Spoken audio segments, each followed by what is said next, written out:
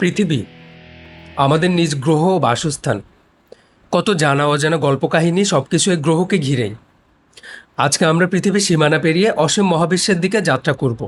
দেখব আমাদের মহাবিশ্ব আসলে কতটা বিশাল। আমরা পৃথিবী ছেড়ে আসার পর প্রথম যে কসমিক অবজেক্টের দেখা পাবো তা হচ্ছে চাঁদ, যা পৃথিবী থেকে 3,84,000 কিলোমিটার বা 2,38,000 মাইল দূরে অবস্থিত। এই দূরত্ব এতটাই বিশাল, যদি আপনি একটি গাড়িতে করে 100 কিলোমিটার প্রতি ঘন্টা বেগে চাঁদের দিকে যাত্রা করেন, আপনার চাঁদে পৌঁছাতে সময় লাগবে 160 দিন। আর চাঁদের সার্ফেস থেকে পৃথিবীকে একটি নীল মার্বেল বলের মতো দেখায়। অ্যাপোলো 11 এই অসাধারণ দৃশ্যটি দেখেছিল। অ্যাস্ট্রোনটদের তোলা ছবিতে আমরা আর্থ রাইজ দেখতে পাচ্ছি। আমাদের জার্নিতে পরের মাইল ফলক হচ্ছে দ্য সান, যা পৃথিবী থেকে প্রায় 1 অ্যাস্ট্রোনমিক্যাল ইউনিট দূরে অবস্থিত। এই দূরত্ব হচ্ছে 14,90,00,000 কিলোমিটারের সমান। কল্পনা করুন, আলোর বেগ সেকেন্ডে প্রায় 3 লক্ষ কিলোমিটার। সেই সূর্যের আলোরই পৃথিবীতে পৌঁছাতে সময় লাগে প্রায় 8 মিনিট 18 সেকেন্ড। আপনি যদি পৃথিবী থেকে একটি কমার্শিয়াল জেট বিমানে করে সূর্যে পৌঁছাতে চান এবং আপনার বেগ যদি হয় 900 কিলোমিটার প্রতি ঘন্টা, তবে সূর্যে পৌঁছাতে আপনার কতটা সময় লাগবে আপনি কি জানেন? আপনার সময় লাগবে প্রায় 19 বছর। এটি আমাদের মনে করিয়ে দেয় মহাবিশ্ব কতটা বিশাল। এমনকি আমাদের সৌরজগতও খুব একটা ছোট নয়। সূর্য আমাদের বেঁচে থাকার জন্য প্রয়োজনীয় তাপ এবং শক্তি সরবরাহ করে। সামনের দিকে এগিয়ে যেতে থাকলে আমরা এরপর খুঁজে পাবো মঙ্গল গ্রহকে। লালচে পাথুরে এই গ্রহ পৃথিবী থেকে 54.6 মিলিয়ন কিলোমিটার দূরে অবস্থিত। এই দূরত্ব বোঝার জন্য উদাহরণ এমন হতে পারে, একটি কমার্শিয়াল জেট বিমানে করে মঙ্গল গ্রহে পৌঁছাতে প্রায় 50 বছর সময় লাগবে। সৌরজগতের বাইরের দিকে এরপর আমাদের যাত্রায় পড়বে নেপচুন। নীলাভ বরফে আচ্ছাদিত এই গ্রহটি পৃথিবী থেকে প্রায় 4.5 বিলিয়ন কিলোমিটার দূরে অবস্থিত। সূর্য থেকে নেপচুনে আলো আসতে 4 ঘন্টা 15 মিনিট সময় লাগে। আমাদের সোলার সিস্টেম কতটা বিশাল এই দূরত্ব থেকে আমরা সহজেই অনুমান করতে পারি। 1977 সালে উৎক্ষেপিত ভয়েজার 1 মানবজাতির কৌতূহলের একটি বড় নিদর্শন। এত বছর যাত্রা করার পর ভয়েজার 1 প্রায় 22 বিলিয়ন কিলোমিটার পথ পাড়ি দিয়ে ফেলেছে। এটি পৃথিবী থেকে সব থেকে দূরে অবস্থিত কোনো মানবসৃষ্ট বস্তু। 1990 সালে ভয়েজার 1 শেষবারের মতো তার ক্যামেরা অন করেছিল এবং তখন এটি তার আইকনিক ছবিটি তোলে, যার নাম পেল ব্লু ডট। এই ছবি আমাদেরকে দেখায় মহাবিশ্বে আমরা কতটা ক্ষুদ্র। সৌরজগতের একদম শেষ প্রান্তে অবস্থিত দ্য ওর্ট ক্লাউড, যেটি বরফে জমা বস্তু দ্বারা তৈরি একটি বলয়। সূর্য থেকে দূরত্ব প্রায় 1 লাখ অ্যাস্ট্রোনমিক্যাল ইউনিট।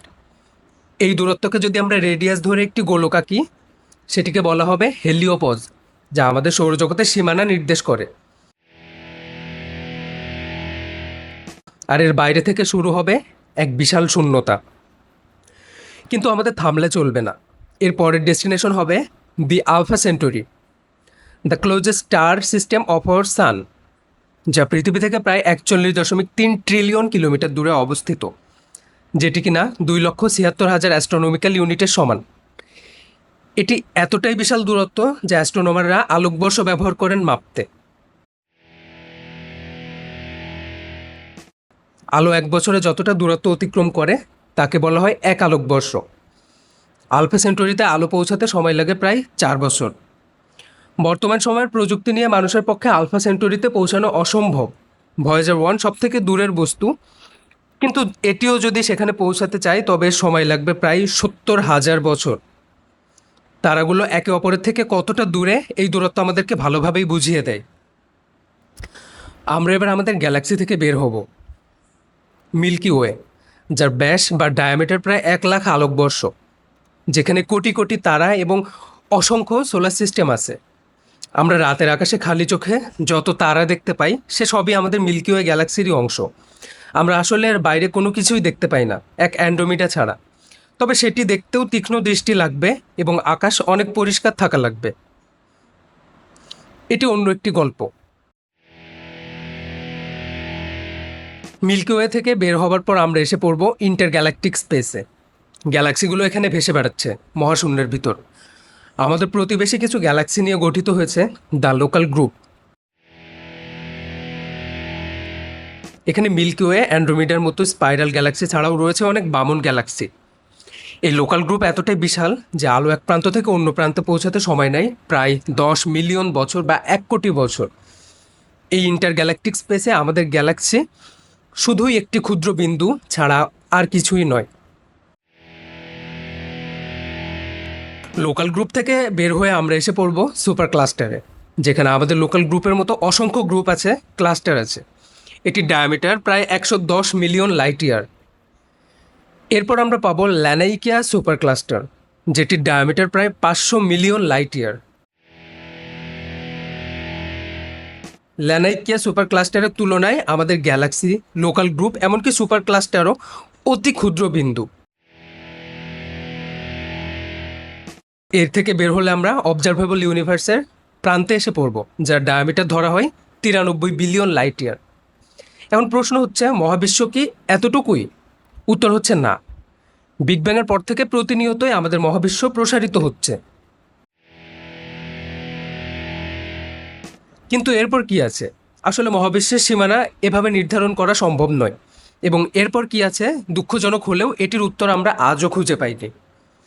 যেখানে সূর্যের সবথেকে কাছের নক্ষত্রে মানুষের পক্ষে যাওয়া অসম্ভব, সেখানে বর্তমান সময়ের এই প্রযুক্তি দিয়ে উত্তর খোঁজা সম্ভব হয়নি। ভবিষ্যতে শক্তিশালী টেলিস্কোপ ব্যবহার করে এর উত্তর হয়তো আমরা একদিন পাব। তবে এই বিশালতা আমাদেরকে মনে করিয়ে দেয় কতটা ক্ষুদ্র আমরা। আর এত সব সৃষ্টিরও একজন স্রষ্টা আছেন, তিনি টাইম স্পেস ডাইমেনশনেরও ঊর্ধ্বে।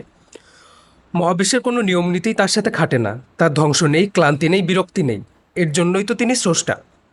তো এই ছিল আমাদের আজকের ভিডিওটি কেমন লাগলো অবশ্যই জানাবেন, আর দেখা হচ্ছে পরবর্তীতে নতুন কোনো ভিডিওতে। সেই পর্যন্ত ভালো থাকবেন, সুস্থ থাকবেন এবং বিজ্ঞান চর্চা করবেন। আল্লাহ হাফেজ।